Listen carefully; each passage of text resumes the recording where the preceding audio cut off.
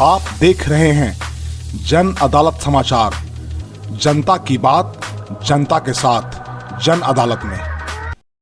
मैं इस वक्त बिहार विधान मंडल में मौजूद हूं और मेरे साथ क्रांतिकारी साथी सतीश कुमार जी हैं और ये राष्ट्रीय जनता दल से बिहार विधानसभा के अध्यक्ष हैं, सदस्य हैं। हम ये जानना चाह रहे हैं कि सरकार जैसे चल रही है, 2-3 घटना का हम जिक्र करेंगे जिसका ये जवाब इनसे जानने का प्रयास करेंगे।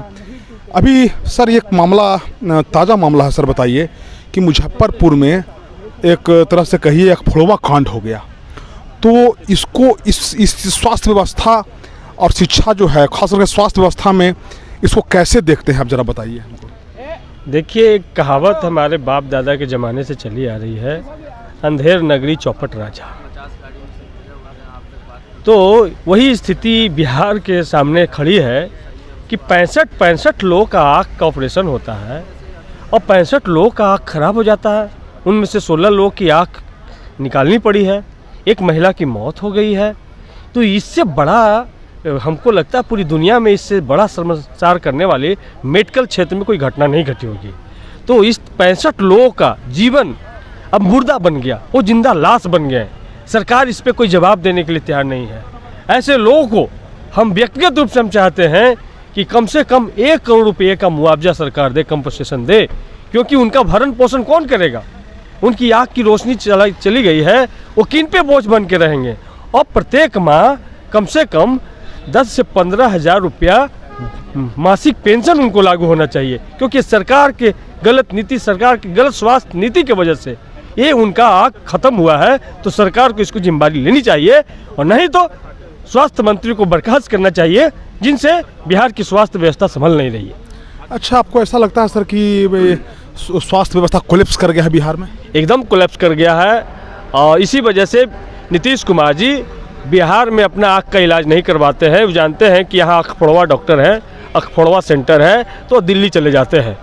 मेनली बिहार के एक भी सेंटर को नीतीश कुमार जी अपने इलाज के लायक नहीं समझते हैं। और कोरोना महामारी ने तो स्वास्थ्य व्यवस्था का पोल खोल के रख दिया।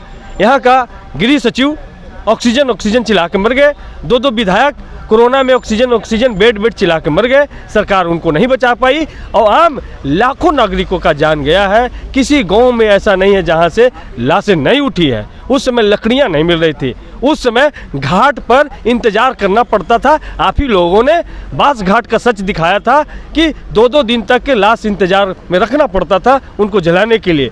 तो अगर स्वास्थ्य व्यवस्था सही होती तो लाश का भीड़ नहीं होता। पहली बार आपने देखा होगा कि महाजाल मछली निकालने के लिए नहीं, लाश निकालने के लिए किया गया। तो ये स्वास्थ्य व्यवस्था पूरी तरीक़ा से फेल है। 2-3 घटनाएं का मैं जिक्र करना चाहूँगा आपसे।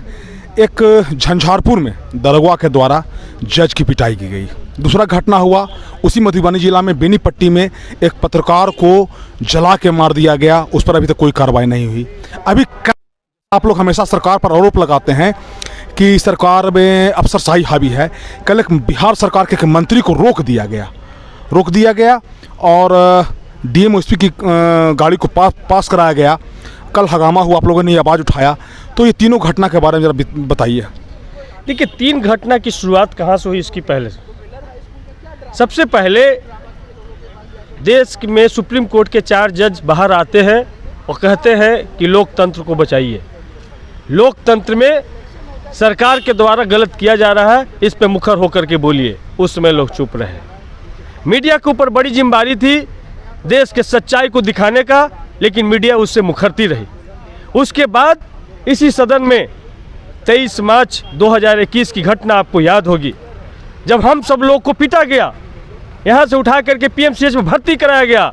तब उस समय वही लोग ताली बजा रहे थे, वही लोग बाहर से पुलिस बुलवा के पिटवा रहे थे।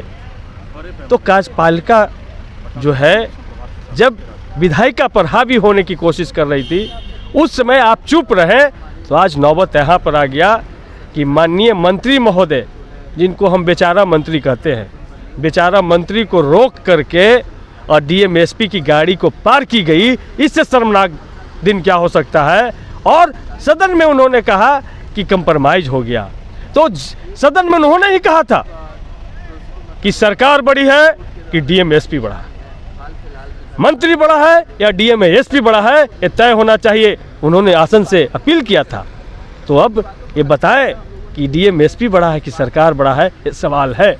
तो अभी तक किसी पे कोई कार्रवाई नहीं हुई है और डीएम एसपी को पद पर रहते भर में हमको लगता है कि निष्पक्ष जांच नहीं हो सकती है। तो सबसे पहले डीएम एसपी को बर्खास्त किया जाए, उसके बाद जांच की प्रक्रिया आगे बढ़ाया जाए। और वो दिन दूर नहीं, सच पे हम बोल रहे हैं कि एक दिन ऐसा आएगा कि मुख्यमंत्री के गाड़ी को रोक दिया जाएगा और डीएम एसपी के गाड़ी को पार कराया जाएगा। उस ओर नीतीश कुमार इस बिहार को लेकर के चले हैं, जहां जज को उसी जज को उन्हीं के कोर्ट में दरोगा थप्पड़ मारता है, उन पे हमला करता है। इससे दुर्भाग्य स्थिति क्या हो सकती है, जहां पे पत्रकारों को जलाया जाता है। तो हम तो बार बार बोलते हैं कि संसद और विधानसभा में चलते जूते चप्पल, गांव और नगर नगर में राज कर रहा है गुंडा। बिहार बर्बाद हुआ है, बिहार बर्बाद हुआ है, बिहार बर्बाद हुआ है। तो ये हमारे साथी हैं, गया से हैं और मखदूमपुर से राष्ट्रीय जनता दल के विधायक हैं, वर्तमान में क्रांतिकारी साथी हैं। चूँकि काफ़ी व्यस्तता था 2 दिन से हमारा, कल जो घटना हुई हम यहाँ आए और अपने भाई से हम जानने का प्रयास किया। और सदस्य जो विरोधी पार्टी के हैं उनसे हम जानने का प्रयास करेंगे कि सरकार के प्रति उनका रवैया क्या है, सरकार किस रूप में काम कर रही है। न्यायपालिका पे हमला हो रहा है, जो लोकतंत्र का जो चौथा स्तंभ है, पत्रकार को जिंदा जलाया गया बेनीपट्टी में। और कल बिहार सरकार के मंत्री को ये पटना के एसपी और डीएम के निर्देश पर जो है वो रोक दिया गया। कल आपने हंगामा देखा, बहुत सारी बातें हैं। और कल अंत में एक बात और हम बोलना चाहते हैं कि हत्या, लूट, गरीबी फैले और फैला भ्रष्टाचार, इन पर कोई रोक नहीं, पर बंद करे अखबार की बुद्धि भ्रष्ट हुई है। ये स्थिति उत्पन्न हो गया। धन्यवाद। तो ये क्रांतिकारी साथी सतीश कुमार जी थे और ये बता रहे हैं कि सरकार और उसका व्यवस्था बिहार में कैसे चल रहा है, कैसे काम कर रहा है।